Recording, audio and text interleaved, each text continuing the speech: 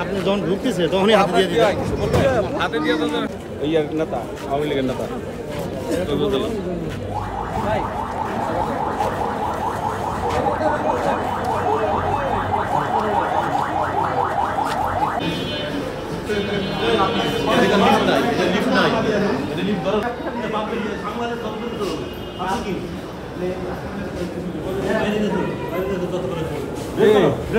সবকিছু নিয়ম কানুন জানো।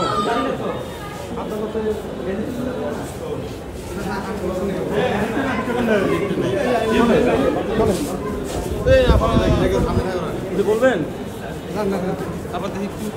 বলবেন কিছু? আচ্ছা, আপনি কি শারীরিকভাবে প্রতিবন্ধী নাকি প্রতিবন্ধী?